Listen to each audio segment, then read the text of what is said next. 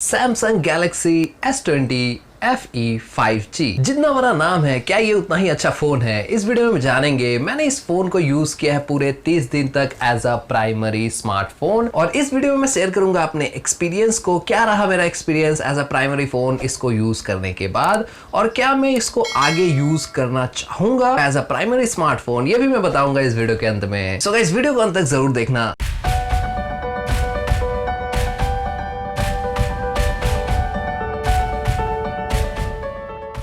Samsung Galaxy S20 की design कुछ ज्यादा ही सिंपल है। यहाँ पे जो अलग चीज देखने को मिलता है हमें, वो मिलता है क्रोम फिनिश जो इसके चारों तरफ दिया गया है, और ये फोन को एक ग्लॉसी फिनिश भी देता है। इंडिया में ये फोन 3 कलर्स में अवेलेबल है, क्लाउड मिंट, क्लाउड लेवेंडर और क्लाउड ब्लू। इसके अलावा और 2 कलर्स हैं, यानी कि क्लाउड रेड और क्लाउड व्हाइट, लेकिन वो इंडिया में अभी आज के तारीख में अवेलेबल नहीं है जब तक मैं ये वीडियो शूट कर रहा हूँ। दोस्तों, Samsung Galaxy S20 FE 5G में बहुत ज्यादा कोई फैंसी कलर का इस्तेमाल नहीं किया गया, या फिर बहुत ज्यादा कोई हार्ड मटेरियल का इस्तेमाल नहीं किया गया। बैक में सिंपल 1 कलर फिनिश हमें देखने को मिलता है, और बैक प्लास्टिक है। यहाँ से आप वायरलेस चार्जिंग भी कर सकते हो, और ये रिवर्स वायरलेस चार्जिंग को भी सपोर्ट करता है, ये नोट करने वाली बात है।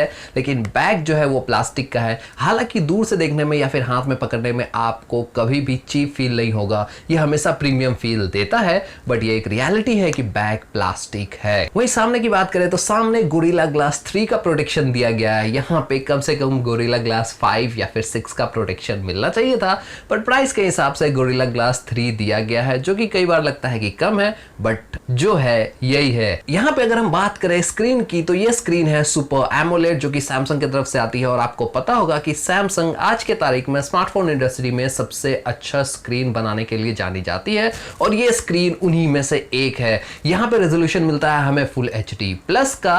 क्वाड HD प्लस मिल सकता था, बट वो इसमें नहीं है। फुल HD प्लस है, और कंटेंट जब भी आप कंज्यूम करोगे, चाहे आप नेटफ्लिक्स देखो या फिर Amazon प्राइम, आपको कोई भी दिक्कत नहीं होगा। इवन यूट्यूब पे भी आपको कोई भी प्रॉब्लम फेस नहीं करना पड़ेगा। आपको ऐसा नहीं लगेगा कि जो पिक्सल्स है वो कम है, आपको ऐसा नहीं लगेगा कि फुल HD प्लस रेजोल्यूशन कम है, क्वाड HD होना चाहिए था। कभी भी ऐसा फील नहीं होगा। उल्टा जब आप हाई क्वालिटी में देखते हो, फुल HD में देखते हो, तो आपको ये फील होता है कि कई बार जो बेहतरीन स्क्रीन होते हैं इंडस्ट्री में, उससे भी अच्छा यूजर एक्सपीरियंस, उससे भी अच्छा पिक्चर क्वालिटी आपको इस फोन में देखने को मिलता है। तो स्क्रीन क्वालिटी को लेके कोई इशू मुझे फेस नहीं करना पड़ा है। यहाँ पे एक बात इंपॉर्टेंट है कि ब्राइटनेस जो स्क्रीन की है वो 800 नीट्स के अराउंड है, लेकिन जब आप डे लाइट में बाहर निकलते हो, यानी कि धूप जब सर पे होता है डायरेक्टली, तब आपको कई बार फील होता है कि ब्राइटनेस थोड़ी ज्यादा होनी चाहिए थी।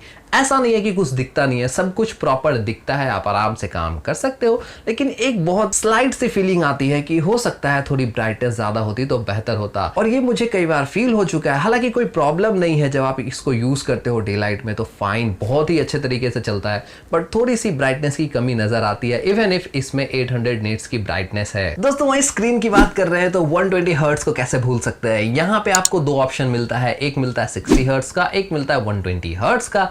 बाय डिफॉल्ट मैंने इस फोन को 120 हर्ट्ज में ही यूज किया है, और कोई प्रॉब्लम नहीं देखने को मिला मुझे 120 हर्ट्ज में, ना ही UI की तरफ से ना ही स्क्रीन की तरफ से। बहुत ही स्मूथ एक्सपीरियंस था, और कहीं भी शटर्स मुझे देखने को नहीं मिले, तो यहाँ भी कोई कंप्लेन नहीं है। बात स्क्रीन की करी रहे तो इन स्क्रीन फिंगरप्रिंट सेंसर को कैसे भूल सकता है। यहाँ पे जो फिंगरप्रिंट सेंसर मिलता है वो मिलता है ऑप्टिकल फिंगरप्रिंट सेंसर। यहाँ पे आप जितनी बार भी इसको यूज करोगे, ये आपको कभी डिसअपॉइंट नहीं करेगा। 99% टाइम्स ये अच्छे से काम करता है। कई बार जैसे पानी लगा हो हाथ में, या फिर पानी लगने के कारण उंगली कुछ इस तरीके का हो जाता है, वो अगर हो तो वहां पे थोड़ी दिक्कत होती है। फिर आपको पिन डाल के या फिर फेस ID डाल के, जो भी आपने सेकेंडरी पासवर्ड रखा होगा, वहां से आपको खोलना पड़ेगा। अदरवाइज हमेशा ये काम करता है, और आपको कभी भी डिसअपॉइंट नहीं करेगा। इवन इफ स्क्रीन बंद है, और अगर जहां फिंगरप्रिंट है वहां पे आप अगर अंगूठा डालते हो, तो वो ऑटोमेटिक खुल जाता है। आपको ऐसा नहीं है कि पहले स्क्रीन ऑन करना है उसके बाद आप इसको अनलॉक करोगे, बिल्कुल नहीं। पूरी तरह स्क्रीन बंद है, आप अपनी उंगली फिंगरप्रिंट सेंसर के जगह पे डालो और ऑटोमेटिक खुल जाएगा। फिंगरप्रिंट सेंसर थोड़ा नीचे है, थोड़ा ऊपर होता तो ज्यादा बेटर होता,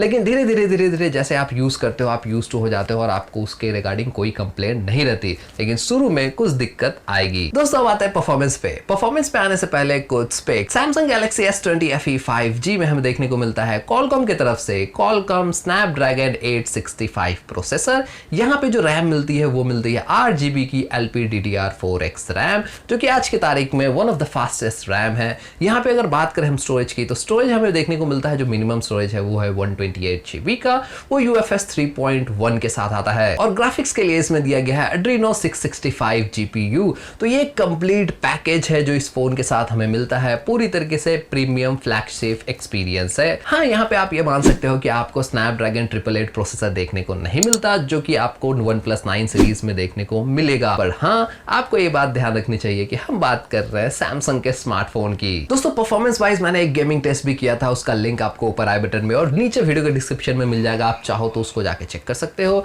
गेमिंग टेस्ट में मैंने ये भी बताया था कि फोन कितना गर्म होता है। और आज के तारीख में 888 प्रोसेसर सिर्फ और सिर्फ हीटिंग के लिए बदनाम है पूरे मार्केट में, तो ये बात यहाँ पे इसको एक एज देती है। अदरवाइज आप पूरी डिटेल के लिए वहां पे जाके चेक कर सकते हो कि इसकी गेमिंग परफॉर्मेंस ओवरऑल कैसी है। डे टू डे लाइफ में कभी भी कोई भी तकलीफ नहीं होगी। मैंने बहुत सारे ऐप्स डाउनलोड करके रखे थे, बहुत सारी ऐप्स को मैं बैकग्राउंड में खुला छोड़ देता था, उसके बावजूद भी ये फोन उसको बहुत ही अच्छे तरीके से हैंडल करता था। लैगीनेस मुझे अभी तक एक भी बार देखने को नहीं मिला इस फोन में। वेल, अब आता है कैमरास के ऊपर। इस फोन में कैमरा दिया गया है 12 मेगापिक्सल का मेन सेंसर, 12 मेगापिक्सल का अल्ट्रा वाइड और 8 मेगापिक्सल का टेलीफोटो लेंस। सामने की तरफ 32 मेगापिक्सल का सेल्फी कैमरा मिल जाता है। और ये रहे कैमरा सैंपल्स। ये फोटो पोर्ट्रेट मोड में लिया गया है। यहाँ पे आप इस फोटो की डिटेल्स को देख सकते हो, कलर्स को देख सकते हो, जिस हिसाब से ये फोन प्रोसेस करता है। कई लोगों को हो सकता है पसंद आए, कई लोगों को हो सकता है नहीं पसंद आए। मुझे पर्सनली इसका प्रोसेसिंग काफी अच्छा लगा। यहाँ पे दूसरी फोटो है पोर्ट्रेट मोड के साथ, लेकिन ये फोटो काफी डिस्टेंस से ली गई थी। यहाँ पे आपको देखने को मिलेगा कुछ जगह फोन प्रोसेसिंग में गलती करता है, बहुत जगह ये नोटिस नहीं कर पाता जो शार्प कॉर्नर्स होते हैं और उसको ब्लर नहीं करता। लेकिन वो तब जब आप फोटो को बहुत दूर से लेते हो और सब्जेक्ट आपका थोड़ी डिस्टेंस पे है, तो इस केस में आपको ब्लर की इश्यूज देखने को मिलेगा। और ये भी डिपेंड करता है कि किस कंडीशन में आप फोटो ले रहे हो सकता है आपको ये फेस ना करना पड़े जो मुझे दिखा है। डिपेंड की क्या कंडीशन है इसके ऊपर निर्भर बहुत कुछ करता है। वहीं अगर हम बात करें नॉर्मल फोटोज की, तो ये नॉर्मल फोटोज के सैंपल्स है। यहाँ पे आप डिटेल्स देख सकते हो किस हद तक डिटेल्स ये लेता है। यहाँ पे एक इंपॉर्टेंट बात है कि ये सब फोटोज सिर्फ 12 मेगापिक्सल के कैमरा से ली गई है। यहाँ पे अल्ट्रा वाइड फोटो है, तो अल्ट्रा वाइड फोटो को भी आप देख सकते हो। ये एक माइक्रो फोटो है, ये माइक्रो फोटो ऑटोमेटिक फोकस करता है, तो आपको बार बार टैप करके फोकस करना नहीं पड़ेगा। वही नाइट मोड की बात करें तो यहाँ पे नाइट मोड की भी आप डिटेल्स देख सकते हो। ये एक फोटो है नाइट मोड के साथ और ये एक फोटो है बिना नाइट मोड के। आप फर्क यहाँ पे जज कर सकते हो खुद ही। दोस्तों, वही जूम की बात करें तो ये जो पहला फोटो है ये 1x जूम के साथ है, ये 2x के साथ है, ये 10x के साथ और ये 30x के साथ। यहाँ पे आप डिफरेंस देख सकते हो। ये सारी फोटोज एक ही डिस्टेंस से ली गई है और उसके बाद भी जो 30x में है उसमें कितनी ज्यादा डिटेल्स हमें देखने को मिलता है। हालांकि ये सारी चीजें मैं अनबॉक्सिंग वाले वीडियोस में कवर कर चुका था। अगेन, अगर आपने वो नहीं देखा है तो नीचे डिस्क्रिप्शन में लिंक मिल जाएगा, आप जाके देख सकते हो। वही बात करें वीडियो रिकॉर्डिंग की, तो यहाँ पे मैंने कुछ सैंपल वीडियोस रिकॉर्ड किए हैं, आपको देखना चाहिए। ये फ्रंट कैमरा की वीडियो है, इससे आपको आइडिया हो जाएगा कि ऑडियो भी और वीडियो भी फ्रंट कैमरा से कैसे रिकॉर्ड हो रही है। धूप सीधा मेरे फेस पे पड़ रहा है। एक काम करते हैं, डायनामिक शॉट लेके देखते हैं कि कैसा ये परफॉर्म करता है। और यहाँ पे डायनामिक चीज़ें काफ़ी अच्छे तरह से हैंडल करता है, जबकि अभी धूप पीछे से आ रहा है। लेकिन इस वक्त भी ऑडियो आप बताओ कि कैसा लग रहा है। मेन है कि ऑडियो, क्योंकि ऑडियो भी मैं इस फ़ोन के माइक से ही रिकॉर्ड कर रहा हूँ। दोस्तों, सबसे इंपॉर्टेंट बात, Samsung Galaxy S20 FE 5G 4K 60 FPS तक वीडियो रिकॉर्ड कर सकता है और ये बहुत अच्छी चीज़ है कि 4K में 60 FPS हमें मिलता है। हाँ, वहाँ पे ये है कि मैंने स्टेबलाइजेशन के थोड़े इशूज देखे, लेकिन उसके बावजूद भी काफ़ी स्मूथ वीडियो था। थोड़ा बहुत था, क्योंकि जितना स्टेबलाइजेशन हमें HD में मिलता है उतना 4K 60 FPS में नहीं मिलता है, ये मैंने नोटिस किया था। दोस्तों, ये तो थी स्पेक्स की बात, फोन की परफॉर्मेंस की बात। प्राइस के हिसाब से आप स्पेक्स देख सकते हो, काफ़ी कुछ मैंने शेयर किया अभी तक।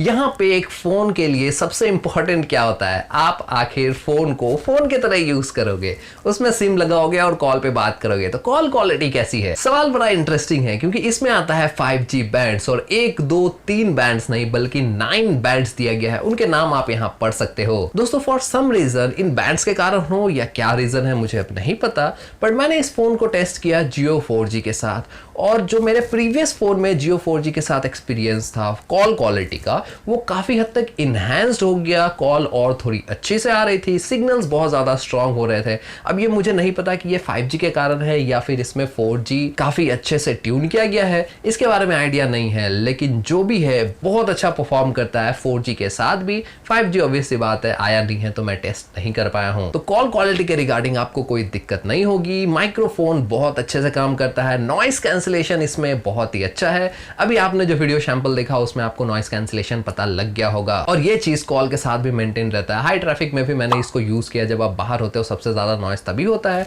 उस वक्त भी आपको बहुत ज्यादा प्रॉब्लम फेस नहीं करना पड़ेगा, सामने वाले को आपकी आवाज बहुत क्लियर आएगी। Call quality, performance, camera review, ये सब हमने कवर कर लिया है। अब बात बैटरी की कि आखिर फोन कितने घंटे का बैटरी बैकअप देता है। तो दोस्तों S20 FE 5G में लगा है 4500 mAh की बैटरी, जिसको आप चार्ज कर सकते हो 15 वॉट के चार्जर के साथ, जो कि बॉक्स के साथ आता है। हालांकि ये फोन चार्ज हो सकता है 25 वॉट के चार्जर्स के साथ, यानी कि अगर आपके पास 25 वॉट का चार्जर है तो आप उसको लगा के चार्ज कर सकते हो, ये और ज्यादा तेजी से चार्ज होगा। लेकिन 15 वॉट के चार्जिंग के साथ इसने लगभग 1 घंटा 10 मिनट, 1 घंटा 20 मिनट, डिपेंडिंग की बैटरी परसेंटेज कितनी है, इसने फुल चार्ज करके दिया है उसी टाइम पीरियड में। यहाँ पे 1.5 घंटे तक मुझे कभी वेट नहीं करना पड़ा, to be very honest with you. और आप यहाँ पे कुछ शॉट्स देख सकते हो, ये स्क्रीनशॉट है बैटरी स्टैट्स के।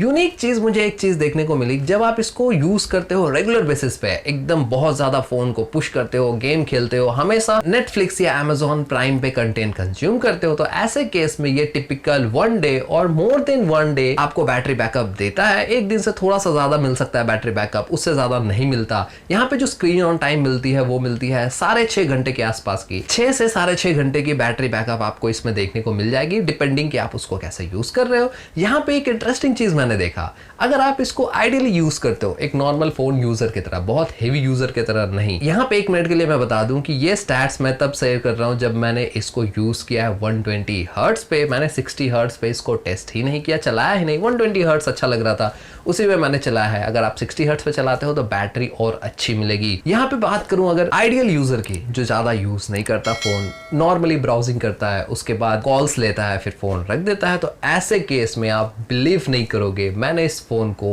3 दिन तक यूज किया है, और एक केस में 4 दिन तक भी यूज किया, पर सैडली मैं उसका स्क्रीनशॉट नहीं ले पाया।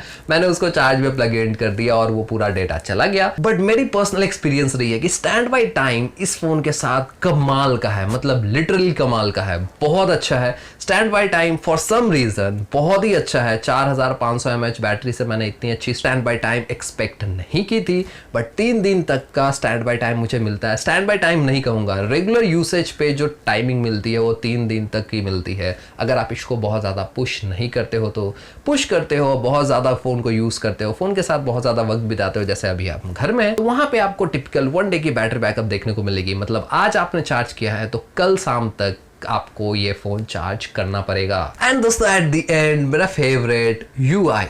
अल्टीमेटली ये सब जो हमने बातें की वो थी स्टैट्स के ऊपर, वो थी हार्डवेयर कॉन्फ़िगरेशन के ऊपर, वो थी कैमरा परफॉर्मेंस के ऊपर। लेकिन एट द एंड एक कंज्यूमर या फिर एक यूजर जो इंटरैक्ट करता है फोन के साथ, वो हार्डवेयर के साथ नहीं करता, वो इंटरैक्ट करता है UI के साथ। और UI अगर अच्छा ना हो तो इतने पैसे खर्च करके फोन लेने का कोई मतलब नहीं बनता। यहाँ पे इस फोन में मिलता है हमें One UI 3.1 जो कि आता है Android 11 के साथ। आप यहाँ पे अपडेट्स देख सकते हो, ये फोन Android 11 पे आज की तारीख में चल रहा है और One UI 3.1 का सपोर्ट है। यहाँ पे UI की तरफ से कोई भी बग या कोई भी लैग देखने को नहीं मिला, जिसको मैंने प्रीवियसली मेंशन किया था। ये फोन काफी अच्छा सिंक करता है इसके हार्डवेयर के साथ। यहाँ पे One UI की जो छोटी छोटी इनहेंसमेंट है, जैसे डार्क मोड है, One UI की डार्क मोड कमाल की है, आपको इस्तेमाल करनी चाहिए। अगर आपके पास सैमसंग का फोन है या फिर अगर आप ये फोन लेने की सोच रहे हो तो डार्क मोड जरूर यूज करना, बहुत ही बेहतरीन एक्सपीरियंस रहता है डार्क मोड के साथ। बहुत ज्यादा डार्क नहीं है, बहुत ज्यादा लाइट नहीं है, ब्राइटनेस बहुत अच्छे से सिंक होता है डार्क मोड के साथ। मुझे डार्क मोड इसका काफी अच्छा पसंद आया। वहीं पे आपको आई प्रोटेक्शन मोड भी मिलता है रात के लिए, अगर आप बुक रीड करते हो फोन में, बहुत ज्यादा आप रीड करना पसंद करते हो, नोट्स बनाने पसंद करते हो, तो वहां पे आपको ये बहुत ही ज्यादा हेल्पफुल फील होगा जो आई प्रोटेक्शन मोड है। एंड सैमसंग यूआई के साथ एक रूमर रहता है कि वो लैग करता है, ऐसा कुछ भी नहीं है। जब आप कंबाइन करते हो One UI 3.1 के साथ स्नैपड्रैगन के प्रोसेसर को तो एक बेहतरीन एक्सपीरियंस आपको मिलता है और वहां पे आपको सुपर एमोलेड स्क्रीन भी देखने को मिले और वहां पे 120 हर्ट्ज की रिफ्रेश रेट भी देखने को मिले, तो ये कॉम्बिनेशन बहुत ही ज्यादा डेडली होता है। यूजर एक्सपीरियंस के लिहाज से बहुत ही कमाल का कॉम्बिनेशन है और आपको कोई भी दिक्कत बेसिकली इसमें नहीं आएगा। मुझे पर्सनली नहीं आया, ये मैं अपने एक्सपीरियंस पे बता रहा हूं। One UI के साथ जो भी इश्यूज था वो शायद पास्ट में था, आज के तारीख में कोई इशू मुझे देखने को अभी तक नहीं मिला। एंड इन सब चीज के ऊपर जो इसको कॉम्पिटिटर्स से अलग करता है वो ये, यहाँ पे आपको नॉक्स सिक्योरिटी देखने को मिलती है, क्योंकि एक इंसान के लिए आज के तारीख में जो इतना पैसा खर्च करने को रेडी है उसको अपनी प्रायोरिटी सेट करने की जरूरत है। उसके पास सिर्फ प्राइस टू परफॉर्मेंस रेशियो वाली चीजें नहीं होनी चाहिए। प्राइस टू परफॉर्मेंस रेशियो 20,000 के नीचे अगर होती है तो मेरे को समझ में भी आता है, लेकिन इतने प्राइस पे आप अपनी प्रायोरिटी सेट करो, सिक्योरिटी को प्रायोरिटी लिस्ट में डालो और उस लिहाज से यहाँ पे नॉक्स की सिक्योरिटी हमें देखने को मिलती है जो बहुत ही बेहतर चीज है। आपको ये पता है कि आपका फोन आपका है। और यहाँ पे जब यूआई की हम बात कर रहे हैं तो बहुत लोग बहुत चीजें कह रहे हैं ऑनलाइन की एड्स उन्हें देखने को मिला, बट मुझे पर्सनली अभी तक इस फोन में कोई ऐड देखने को नहीं मिला, किसी तरह के नोटिफिकेशंस उल जुलूल के मुझे देखने को नहीं मिले। हालांकि ये इसलिए भी हो सकता है क्योंकि मैंने 99% सैमसंग ऐप्स को ओपन ही नहीं किया है या ज्यादातर सैमसंग ऐप को फोर्स स्टॉप करके या डिसेबल करके रख दिया है, ये इस कारण भी हो सकता है। बट बूट करने वक्त आप इस बात को ध्यान रखना, अगर आप बूट करने वक्त इस बात को ध्यान नहीं रखोगे तो हो सकता है आपको एड्स देखने को मिले। आप अनबॉक्सिंग वाले वीडियोस को देख सकते हो कि सैमसंग फोन को कैसे बूट किया जाता है, लिंक ऊपर आई बटन में मिल जाएगा। सो गाइस, ये थी पूरी detail Samsung Galaxy S20 FE 5G की। उम्मीद करता हूं आपको ये वीडियो पसंद आया होगा। वीडियो पसंद आया होगा तो प्लीज यार नीचे कमेंट करके बताना, लाइक कर देना वीडियो को, शेयर करना जितना ज्यादा से ज्यादा आप कर सको। इस फोन के रिगार्डिंग कोई भी सवाल और सुझाव है तो प्लीज नीचे कमेंट करो। मिलूंगा एक नए वीडियो के साथ, तब तक के लिए जय हिंद।